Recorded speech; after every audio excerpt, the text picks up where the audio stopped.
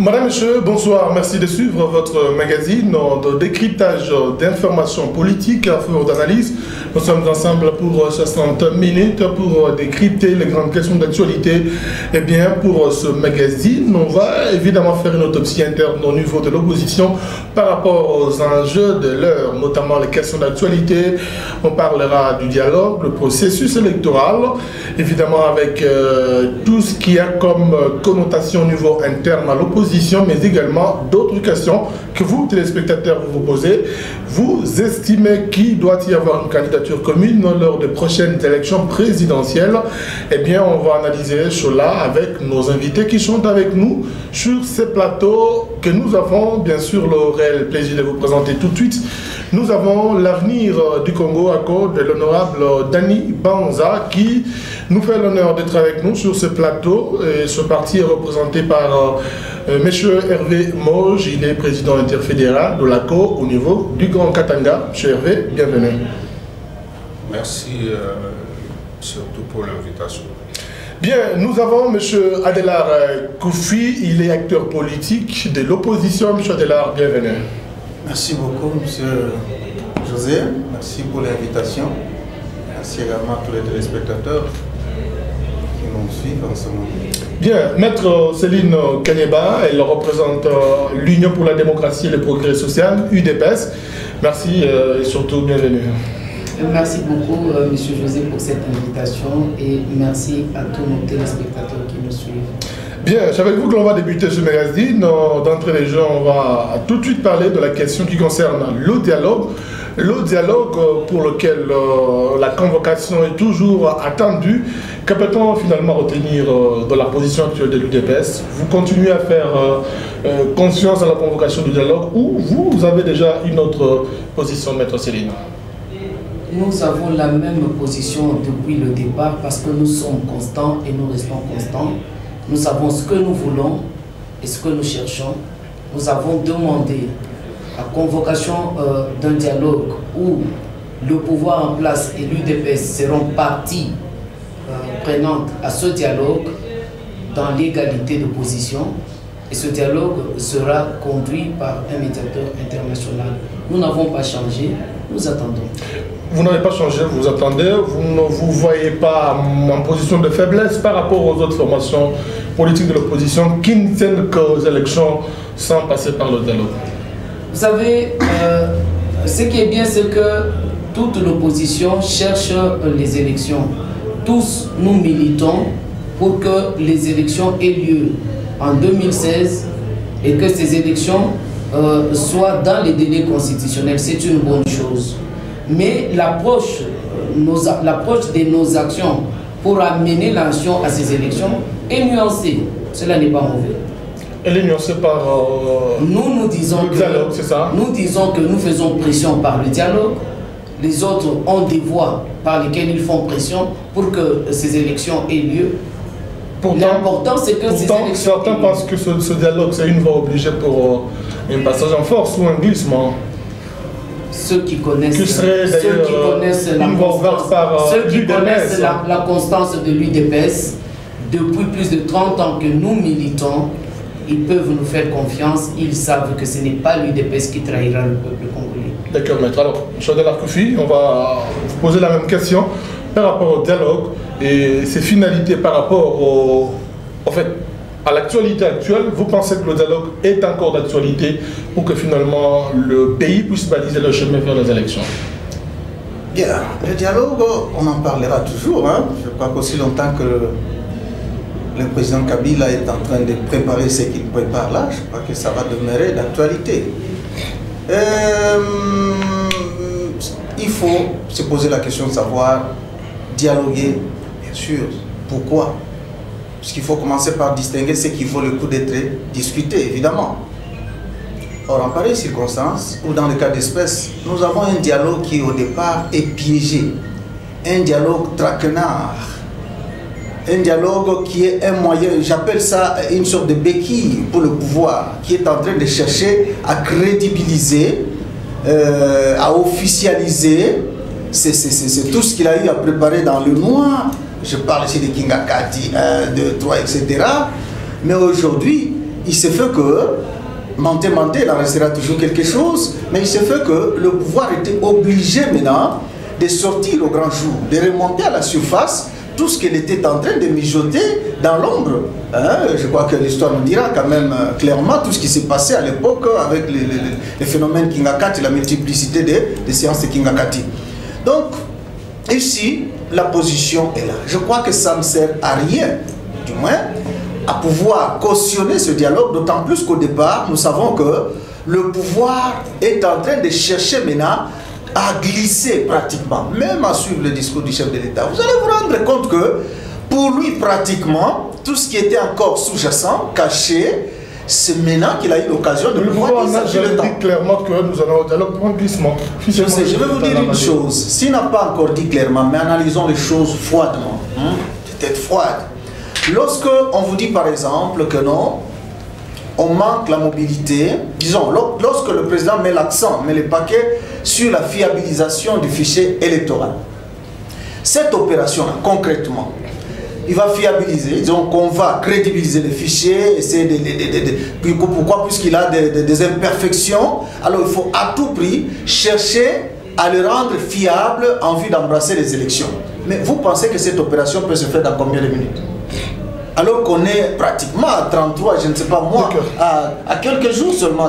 Bien. Donc, il y a beaucoup d'éléments pratiquement qu'on peut développer. On va revenir à vous. C'est ça, le temps pour nous de prendre le président fédéral de la COP. Quelle lecture faites-vous par rapport à cette convocation du dialogue qui continue d'ailleurs à attendre, avec notamment des divergences de vues, tant à l'opposition qu'à la majorité, puisqu'aujourd'hui on fait une autopsie à l'opposition?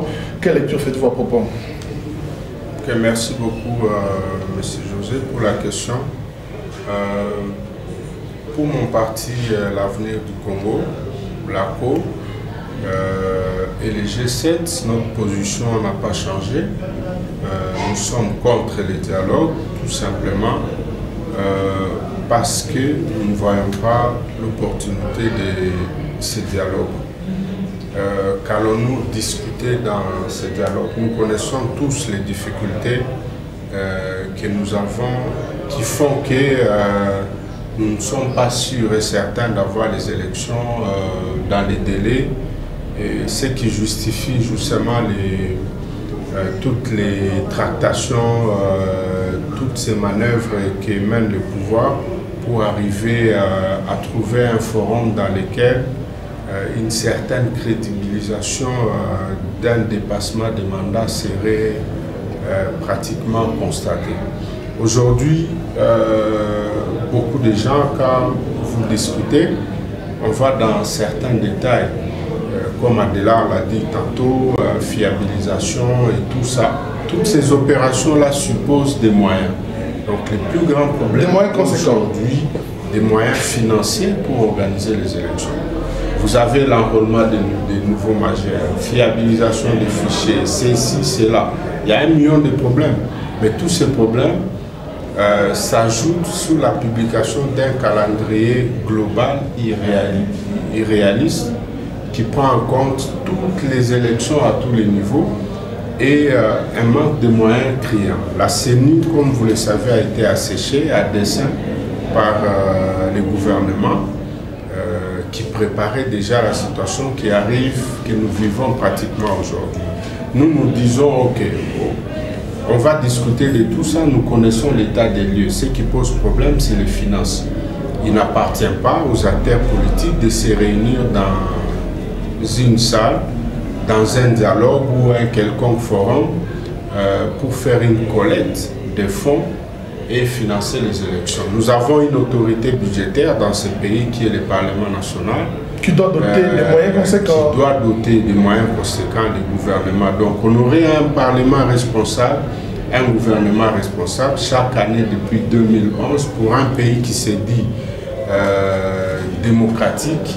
On sait qu'on a un cycle électoral qui arrive tous les 5 ans, donc les parlements votent chaque année une quotité dans le budget qui permet à échéance au gouvernement de pouvoir organiser les élections. Donc aujourd'hui, je chute par là, ce dialogue ne permettra pas aux acteurs politiques de faire des cotisations pour faire mobiliser les moyens nécessaires pour organiser les élections. Donc, les parlements n'ont qu'à faire pression sur le gouvernement. Donc le problème, c'est juste au niveau du Parlement qui doit faire la pression sur le gouvernement. Mobiliser les moyens nécessaires pour préparer les élections. J'ai fini par ici les calendriers qui posent problème. Il y a une multitude d'élections que nous ne négligeons pas. Mais nous disons, si nous devons être réalistes, nous avons la députation provinciale qui va nous permettre de renouveler le Sénat. Et la députation nationale qui va nous permettre de renouveler l'Assemblée nationale et finalement les élections présidentielles. Si nous sommes sérieux avec le gouvernement et l'autorité budgétaire qui est l'Assemblée nationale, nous pouvons organiser ces élections-là. Mais comme la CENI n'a pas eu suffisamment de moyens pour organiser toutes ces choses,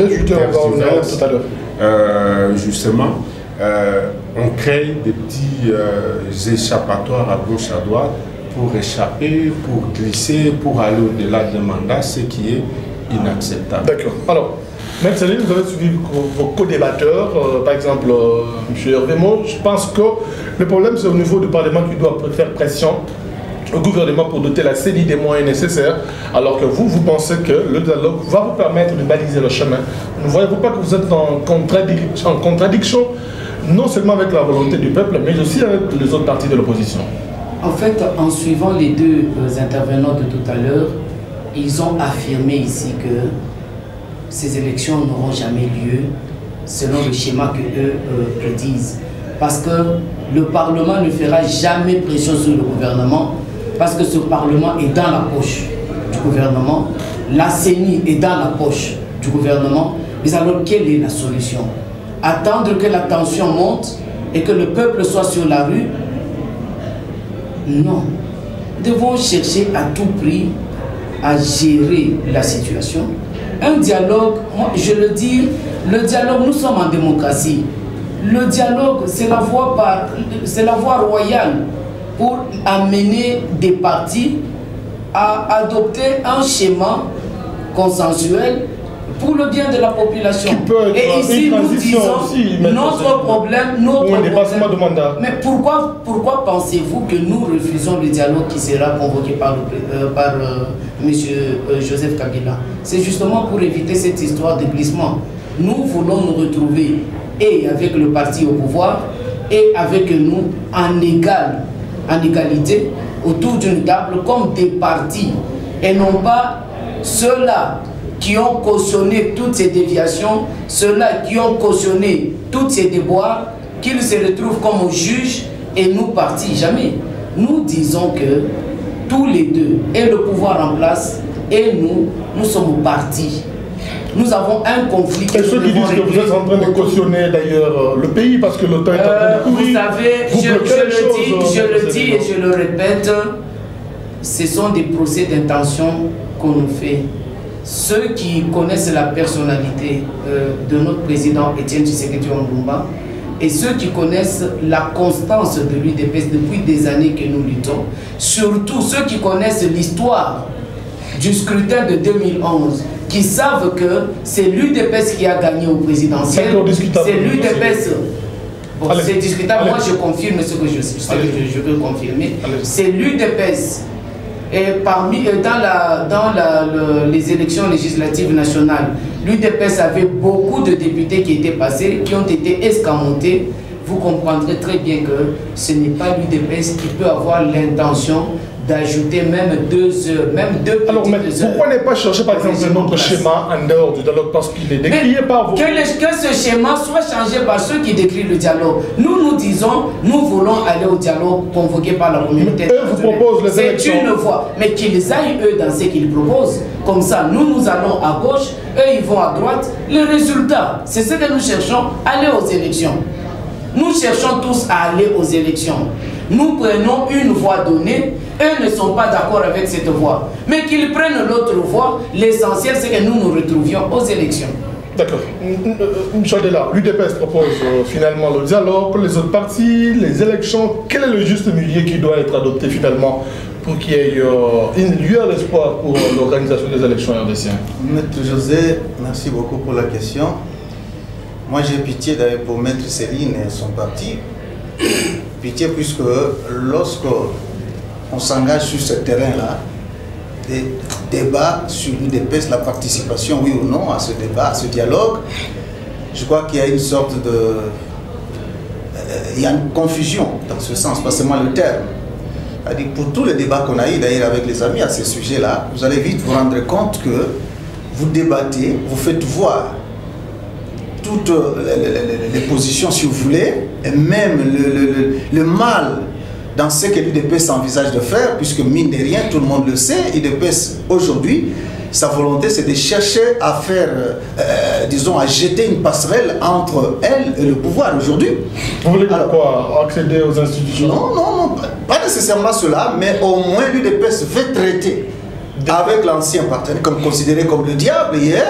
Bon, en fait, c'est une valeur et l'UDPS cherche à prouver à la face du monde que non, dialoguer c'est une valeur. Mais c'est bien, c'est une chose. Mais ça n'est aussi notre de savoir. On veut dialoguer pourquoi? Et celui qui vient dialoguer là, il ne vient pas de main morte. Vous avez vu vous-même, c'est qui? Saïd Djinit. Vous l'avez suivi? Après avoir rencontré le chef de l'État, qu'est-ce qu'il a dit? Il s'est prêté aux questions des journalistes. Et là-dessus, il a souligné ce qui suit. Il a stigmatisé le fait qu'il y a des contradictions, il y a des zones de convergence et de divergence. C'est pour dire que c'est un dialogue. On va là-bas discuter. Le pouvoir en place n'ira pas là-bas pour céder, n'ira pas là-bas de main morte, comme je le disais. Nos amis de l'UDPS, je disais que j'ai un peu pitié de Maître Céline. Pourquoi? Puisque on ne sait pas la position réelle aujourd'hui. Tantôt c'est M. Félix Tshisekedi qui engage le parti. Il vous dit voilà, on n'ira pas là-bas. Félix Tshisekedi n'a jamais engagé le parti. Maître, j'ai la parole, vous allez me contredire, n'est-ce pas? J'ai beaucoup d'égards vis-à-vis de l'UDPS. Tantôt on dit c'est le père, l'UDPS qui ne veut pas, qui accepte que l'on va dialoguer. Donc c'est vraiment Émilie Méloin, Toïbou, vraiment. Alors, secrétaire général. Voilà, mais j'ai l'information exacte, je peux la donner. D'accord, vous allez. Mais maintenant le problème, moi je sais que je suis dans une très mauvaise posture de pouvoir engager un dialogue comme ça sur base d'un parti, de notre sœur aînée de l'opposition. Là je commence à me réserver maintenant. Pourquoi? Puisque c'est son droit le plus léger. C'est le droit de l'UDPS de refuser ou pas. Il y a eu pas mal de tables rondes dans ce pays où l'UDPS s'était inscrit en faux avant même la convocation. Dans les rumeurs, l'UDPS se rebuffe. Mais ça vous étonne, non? La prochaine non, ça ne m'étonne pas. Alors. Ça ne m'étonne pas. Maintenant, ça ne m'étonne pas pratiquement. Pourquoi? Puisque c'est un parti libre de refuser ou d'accepter. Ce que l'UDPS est en train de faire, nous aussi, à l'époque, nous avons eu aussi à accepter ce que l'UDPS avait refusé. Donc, ça ne sert à rien d'engager un débat. Je pense que nos amis de l'UDPS sont libres. Ce que nous cherchons, c'est qu'ils puissent aller là-bas et réellement défendre le camp de la patrie. C'est ça la situation que nous voulons. S'ils peuvent aller là-bas, amener le pouvoir en place, parce que mine de rien, José, aujourd'hui, sous Kabila, il faut dire sincèrement que la RDC est au sommet de la pyramide des pays démocratophobes. Vous comprenez? Des pays démocratophobes. Des gens qui ne savent pas respecter le texte. Il y a eu des concertations, il y a eu, mais je vous dis, aucun jour on a vu ces gens manifester une dose de bonne volonté. Alors, ça c'est quoi? C'est pourquoi les gens se réservent. On ne peut pas demander à un tigre de devenir végétarien, José. Vous voulez prendre le cas, par exemple, des concertations qui ont abouti à un gouvernement de fait de parce que c'est le même schéma. Laissez-moi vous dire que c'est le même schéma. Il y a eu une facilitation. N'est-ce pas ça? Aujourd'hui, vous vous battez comme des fauves blessés pour arracher la facilitation internationale. Mais ici, le chef de l'État vous dit déjà, avant même le dialogue, il vous dit non, écoutez, on aura à recourir à une facilitation internationale en cas de difficulté. Voilà. Vous voyez un peu ce que ça fait. C'est pourquoi je vous demande. Je voudrais corriger certaines informations ici. Une minute rapidement avant qu'on ait la parole à... Ça va alors. Allez-y rapidement, M. Céline. Je voudrais corriger certaines informations. Une minute parce que la parole est à M.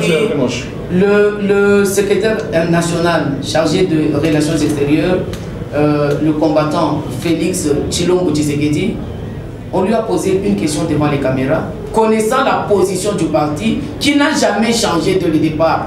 Dès le départ, nous avons demandé, nous avons dit, sans la facilitation internationale, l'UDPS ne va pas au dialogue. Qu'est-ce qu'il a amené de nouveau dans sa déclaration? C'était une position déjà connue dès le départ. On lui a seulement posé cette question après que M. Joseph Kabila ait signé son ordonnance. On dirait qu'ils ne mettent pas sur la même longueur d'onde. Et signé son ordonnance qui n'a rien changé. Nous confirmons que dès le départ, et le président Tshisekedi le confirme, il n'est pas en contradiction pour ne pas vous arrêter. Le président Tshisekedi... Jeune Afrique parle d'un tête-à-tête entre Félix Tshisekedi et Moïse Katumbi, et que, au terme, Félix aurait déclaré tout au l'UDPS ne peut pas participer aux dialogues, alors que son père, le chef du parti, tient mordicus à l'organisation du dialogue. C'est pas une contradiction. S'il vous plaît, le président Tshisekedi n'a pas changé.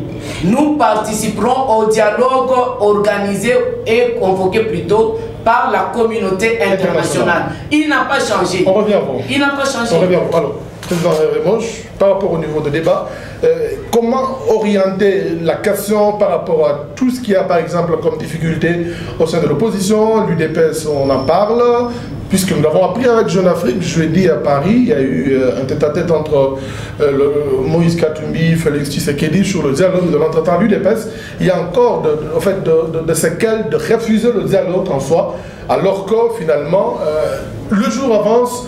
Le Congolais se pose la question de savoir où est-ce que nous allons finalement. Je vais rebondir sur ce que je disais déjà avant. Dans un pays qui se dit démocratique, qui a une constitution qui consacre cela, où vous avez une législature de 5 ans renouvelable, je ne vois pas pourquoi on devrait même se poser des questions. Sinon, à chaque fois, on aura des dialogues, des concertations pour aller aux élections, ce qui est anormal. Dans un pays où vous avez un parlement responsable, un gouvernement responsable, ces choses-là ne devraient même pas arriver. Donc, je ne voudrais pas donner ici l'impression que nous sommes opposés entre nous. C'est dans la forme avec l'UDPS. Même si aujourd'hui, c'est la communauté internationale qui convoque ces dialogues, il va se poser un autre problème de financement de ces dialogues-là. Est-ce que la communauté internationale aujourd'hui est-elle prête, après avoir soutenu les pays en 1998, après l'éclatement du pays, les rébellions, Gaborone, Lusaka, San City, la communauté internationale a dépensé des milliards. Aujourd'hui, nous avons une mission des Nations Unies la plus chère en Afrique ou au monde, qui coûte aux Nations Unies pratiquement $1 milliard. À cela, il faut ajouter le fait que nous, Congolais, classe politique, c'est vrai, il faut dialoguer, mais dans le respect des textes. Donc, il ne faut pas attendre la fin de la législature pour solliciter un dialogue comme s'il y avait péril en la demeure, parce qu'on sait que dès le départ, on a créé, on savait que c'est l'UDPS veut qu'on revienne sur les questions, notamment électorales, par rapport à ce qui s'est passé en 2011. J'aimerais m'attarder sur l'essentiel, les fonds.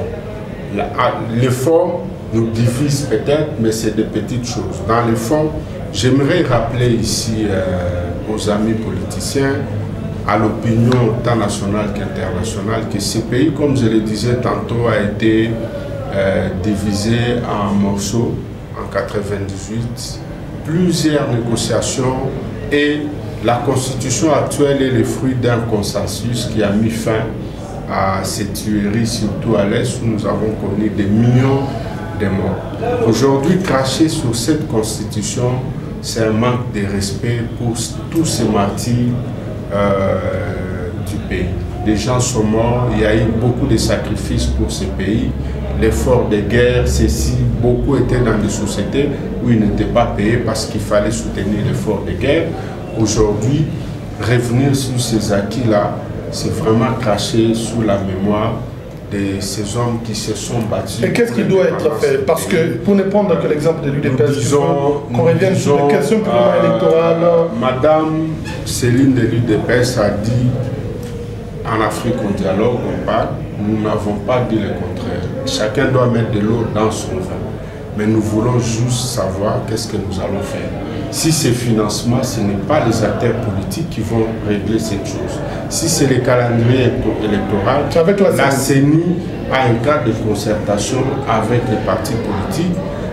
par lequel nous signons un code de bonne conduite et les partis peuvent faire leurs propositions sous un calendrier apaisé, un calendrier réaliste qui va permettre au pays de sortir. La sécurisation des élections, c'est pas avec la CENI, mon frère, dans tous les pays, la sécurisation elle est faite par les pays. Ce n'est pas les Nations Unies qui vont sauver les élections en Centrafrique, au Burkina Faso et partout ailleurs. Donc un pays responsable, un gouvernement et donc, responsable la matière qu'on estime les choses se passent normalement doit être résolvée par le gouvernement. Nous devons savoir résoudre nos problèmes tout seuls. Nous sommes suffisamment matures. Quand vous suivez la télé, les porte-parole du gouvernement ne cessent de les répéter en longueur de journée, que nous sommes un pays, un État souverain, indépendant et tout ça, il faut l'assumer. Ce n'est pas théorique, il faut l'assumer même dans les faits. Les dialogues, oui, dialogue matin, dialogue soir, pour arriver où nous avons un mandat qui expire bientôt. C'est une législature de 5 ans. Nous devons renouveler nos institutions, la présidence, le Sénat, l'Assemblée nationale. Nous devons être responsables. Si nous allons au dialogue, ce n'est pas pour un partage des pouvoirs au détriment des intérêts supérieurs de la population. Si nous allons au dialogue, c'est ainsi que l'ACO, mon parti, l'Avenir du Congo et les G7, les groupes auxquels nous faisons partie, nous avons totalement souscrit à la déclaration de l'Église catholique par le biais de la SENCO pour dire nous dialoguons, nous pouvons dialoguer, mais sans toucher à certaines dispositions intangibles de la Constitution. C'est-à-dire nous ne glissons pas et nous n'échangeons rien dans la Constitution. Si nous voulons des élections apaisées, nous les aurons, nous allons signer nos codes de bonne conduite, mais nous n'allons pas réviser ou toucher certaines dispositions de la Constitution. Si c'est pour le partage du pouvoir, nous ne sommes pas partis. D'accord. Alors, Maître Sely, vous avez suivi M. Hervé, dialoguer, vous allez dire quoi? Toutes les questions, je viens de les démontrer, doivent être traitées par les institutions, le Parlement, le gouvernement. S'il s'agit du calendrier, il faut le faire avec la CENI, signer le code de bonne conduite. Mais vous, finalement, vous allez dire quoi aux dialogues? Notre feuille de route en ce qui concerne le dialogue est connue. Il y a certains points qui devraient être traités par les institutions. Mais quelles institutions? Lui-même, M. Hervé, dit ici que la CENI a été asséchée. Il reconnaît avec nous tous ici que le Parlement, qui est majoritairement du pouvoir, ne peut pas faire pression sur le gouvernement. Non, mais il a dit que c'est le même Parlement qui doit faire pression sur le gouvernement. Mais il ne le fera jamais, nous le savons, ne dormons pas où, ne nous leurrons pas. Nous savons très bien que cette situation n'arrivera jamais. Si aujourd'hui, nous sommes arrivés à cette situation, le gouvernement peut déclarer qu'il n'a pas d'argent, il n'a pas de budget pour organiser les élections. À qui la faute? Nous avons un Parlement qui a été élu pendant 5 ans, qui a travaillé. À qui la faute? Et vous pensez que c'est maintenant que nous pouvons compter sur ce Parlement? Citez-moi une autre institution ici sur laquelle nous pouvons compter pour faire pression sur le gouvernement, sur le régime, afin que les élections puissent se dérouler. Une insiste, madame. Nous vous avons encouragé à l'époque, quand vous aviez refusé d'aller aux concertations, parce que déjà à l'époque, on se disait que les concertations n'allaient rien apporter. 650 résolutions, combien ont été exécutées? Est-ce que ces résolutions-là ont un effet contraignant sur les institutions? Je ne sais pas. Mais quel régime allons-nous donner à ce dialogue pour que ce dialogue remplace la conférence nationale où on avait des résolutions qui étaient plus ou moins contraires? Justement, le grand problème, s'il vous plaît, j'avais la parole. Justement, les concertations, nous y attendions. Nous savions pertinemment bien que ces consultations vont accoucher d'une souris. Parce que de la même manière que les autres pensent que le dialogue va accoucher d'une souris. Justement, c'est pour ça que nous refusons un dialogue où c'est le pouvoir en place qui va diriger, qui va organiser, qui va décider. Nous refusons. Nous disons qu'il y a un contentieux depuis 2011, Nous ne voulons pas que 2016 puisse nous amener aux mêmes résultats électoraux. C'est ainsi que nous demandons à la communauté internationale qu'ils soient témoins, qu'ils soient juges et que nous et le parti en conflit, nous puissions arriver. Vous n'avez pas répondu à la préparation, M. Hervé. Est-ce que le résultat aura un caractère contraignant? S'il vous plaît. Même la participation de la communauté internationale ne garantit aucun effet contraignant. Je sais que les accords conclus entre États, les États qui concluent des accords doivent nécessairement respecter ces accords. Et au moins sur ce point-là, la communauté internationale qui régit ces accords ont le pouvoir d'amener ces États à respecter ces accords. Par quelle manière, Maître Céline? Il y aura des contraintes ou ce sont les participants qui vont décider? Moi, j'ai une formation en relations internationales, madame. Vous savez, alors si nous ne pouvons pas croiser les bras, nous disons ceci, pour nous, l'UDPS, un dialogue où nous nous retrouvons avec la partie opposée comme au parti devant un juge qui vient de la communauté internationale, c'est toujours un moyen pour nous de presser pour que nous puissions avancer.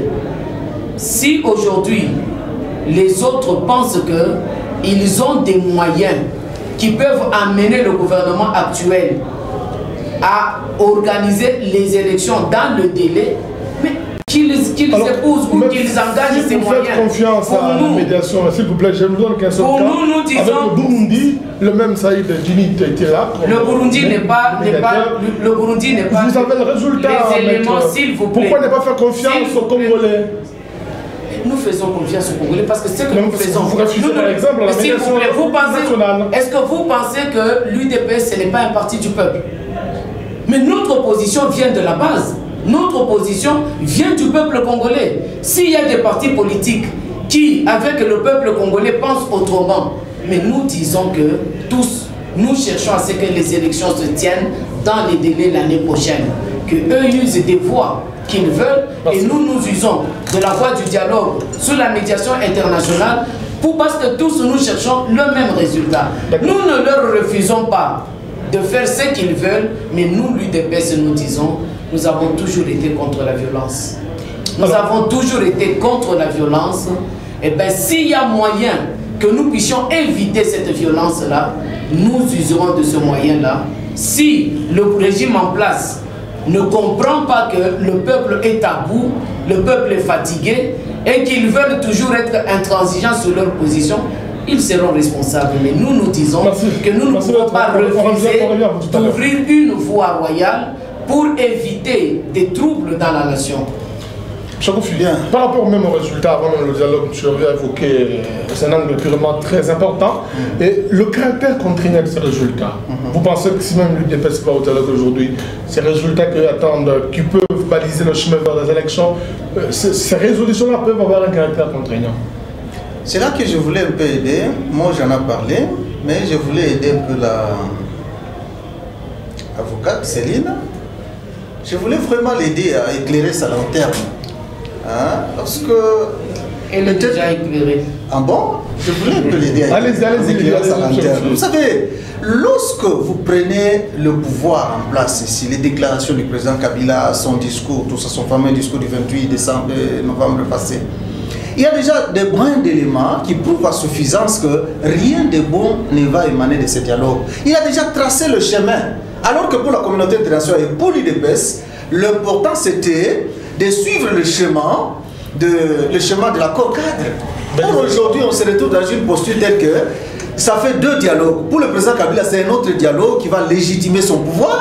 Et pour Maître Céline et l'UDPS, c'est autre chose. On recourt encore à cette histoire d'accord cadre. Ça fait deux dialogues diamétralement opposés.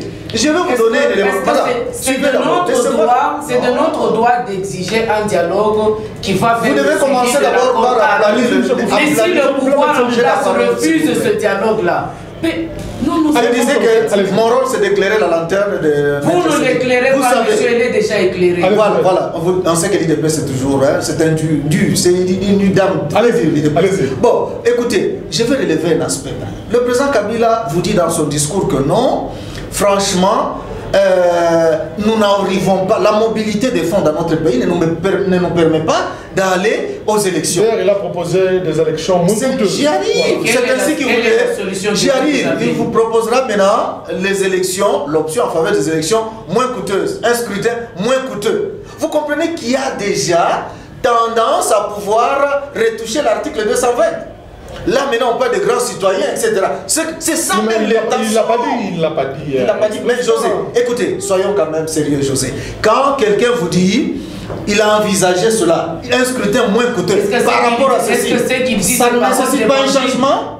Pardon? Ce qu'il a dit là, c'est paroles d'évangile. Nous sommes en train de vous dire déjà, quand il dit cela, le président Kabila nous le connaissons. Quand il vous dit cela, vous connaissez aussi nous sommes en train de vous éclairer que, vous connaissez en allant maintenant, soyez attentifs.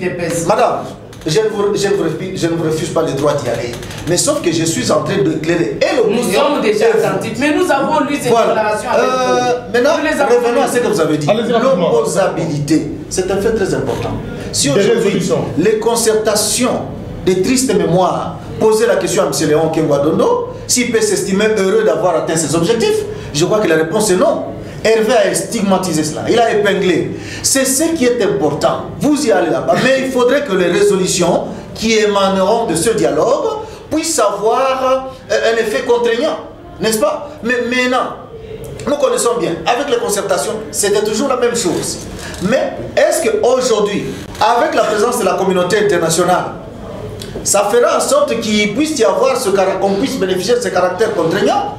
Je crois que là, il y a lieu de dire, comme les anglo-saxons le disent, wait and see. Mais au moins, je suis quand même tenté d'épouser le point de vue de maître Céline plutôt, en disant que c'est notre avis aussi. On peut épouser ce point de vue, de faire pression pour qu'on ne puisse même pas consulter la communauté internationale en cas de difficulté, mais qu'on commence votre fameux dialogue-là avec un médiateur, disons de la communauté, disons issu de la communauté internationale. Si vous voulez, là au moins, contrairement à ce que moi j'ai dit, je parie très fort que si la communauté internationale s'investit, je parie très fort que là on pourra avoir quand même des résultats. Des résultats avec des contraintes, parce que la communauté internationale ne viendra pas. Oui, parce que ça serait. Il suffit de coucher cela et de dégager cela comme un contre. Qui n'a pas d'injonction à recevoir. Dans ce sens-là, on est peut-être dans. Allez-y, monsieur. J'aimerais rappeler. Battez-vous comme des faux blessés pour arracher cette contrainte de résolution. Allez-y, monsieur. J'aimerais répondre et compléter à la fois M. Koufi. Pour dire que je suis diplomate de formation et en relations internationales, il n'y a aucune organisation qui peut prendre des décisions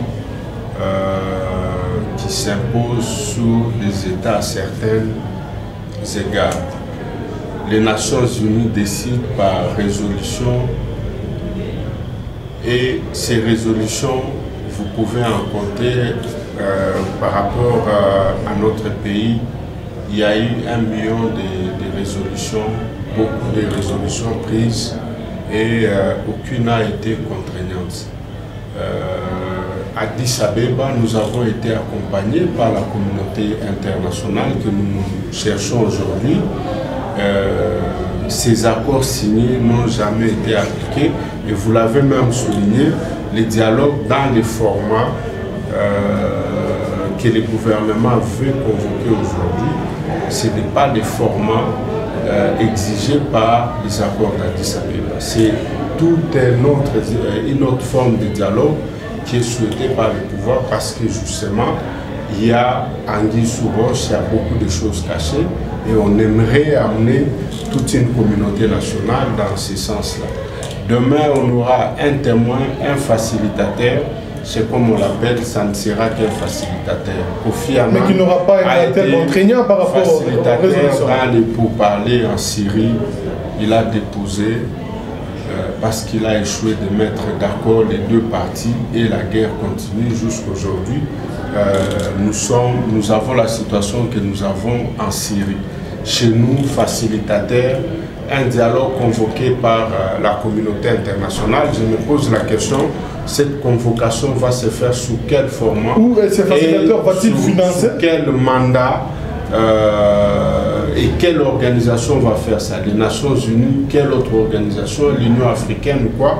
On ne sait pas. Tous ces contours viennent compliquer justement la situation qui est là. Si l'UDPS aujourd'hui veut que ce soit la communauté internationale, c'est parce qu'il y a une crise de confiance avec les pouvoirs en place qui n'a jamais respecté ses engagements.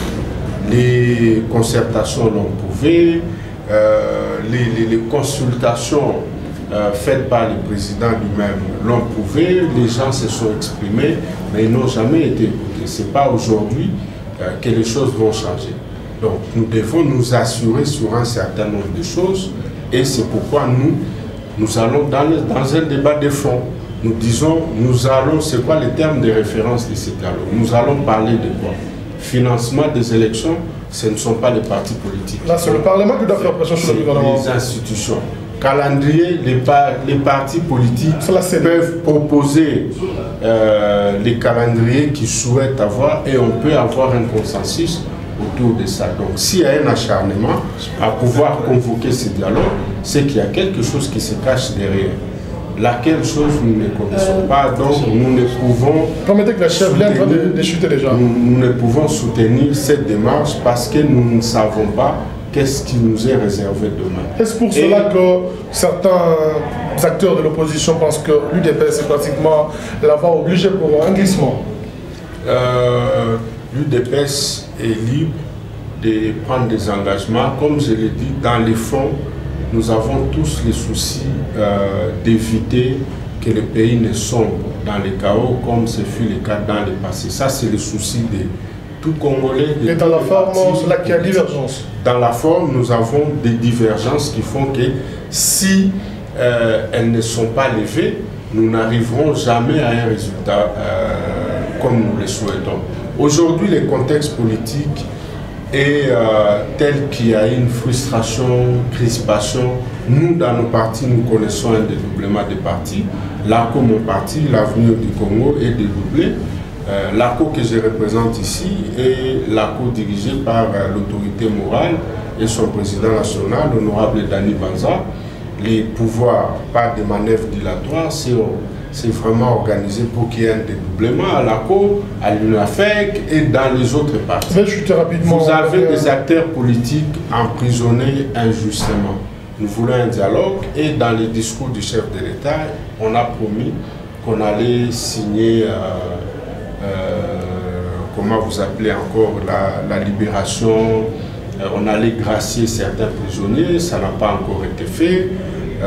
Toutes ces choses-là. Les chaînes de télévision de l'opposition fermées, l'accès aux médias est injuste, il faut se faufiler comme chez vous, dans certains médias, c'est pratiquement impossible de pouvoir nous exprimer. Vous voyez que toutes ces choses-là, toutes ces conditions-là ne permettent pas que nous puissions aller dans un dialogue apaisé. C'est pourquoi nous conseillons à nos partenaires de pouvoir nous pencher sur les fonds et non sur la forme et les petites divergences qui posent problème aujourd'hui.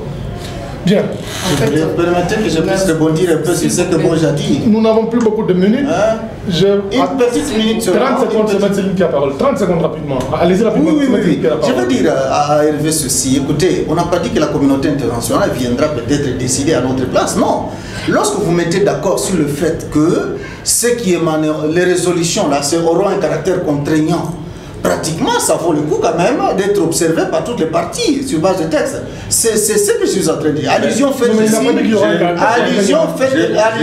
ce qui s'est passé, par exemple, à l'accord de Lusaka, à l'accord global et inclusif. Mais on a eu un gouvernement, presque toutes les résolutions. C'est un dialogue qui sera fait dans un cadre où le pouvoir en place, le président de la République actuelle a encore un mandat légitime. D'accord, d'accord. Donc il ne pourra... Maître Céline, s'il vous plaît, permettez à Maître Céline. S'il vous plaît, s'il vous plaît. Alors, Maître Céline, allez-y. Merci beaucoup. Je comprends que les frères qui sont ici ont un souci parce que l'avenir du Congo est bouché, l'avenir du Congo est dans un cul-de-sac et je comprends qu'ils réalisent que ce dialogue peut amener quelque chose. C'est seulement, ils ont des craintes. Ils ont des craintes quant au glissement, mais le dialogue reste le dialogue tel que exigé par l'UDPS peut amener quelque chose. Monsieur Hervé dit que normalement les accords internationaux doivent être respectés. Ce n'est pas le cas du Congo, RDC, qui n'a jamais respecté les accords, qui ne respecte même pas la Constitution, qui ne respecte en fait rien du tout. Voilà pourquoi nous nous sommes saisis des accords d'Addis Abeba. Et si vous avez remarqué, le régime en place n'a pas accepté la formule que nous nous proposons. C'est parce qu'ils savent que s'ils vont dans cette formule, ils sont affaiblis. Raison pour laquelle ils ont tergiversé longtemps pour finalement chercher à nous glisser dans ce qu'eux veulent. Mais nous, nous sommes restés constants dès le départ. Vous savez, en 2011, il y a eu un hold-up électoral. Le peuple a cherché à aller sur la route. Nous avons dit à la population, n'y allez pas, vous allez vous faire tuer. Nous réclamons, nous crions pour que nous puissions rentrer à la vérité des urnes. Et lorsque l'accord cadre d'Addis Abeba a été signé, pour nous, c'était une occasion de revenir sur le terrain. Parce que cet accord a été signé sur le plan international, nous avons demandé à la communauté internationale d'être responsable. Nous voulons amener ceux qui ont signé cet accord sur le plan où ils l'ont signé, afin qu'une fois pour toutes, ils sachent respecter les accords, qu'ils respectent les textes légaux, qu'ils respectent la Constitution. Et nous, nous sommes convaincus que dès que nous aurons tiré le régime en place, aller à ce dialogue, nous allons y obtenir quelque chose de très positif. Vous savez, je le répète encore une fois, le régime en place n'a pas accepté facilement ce dialogue.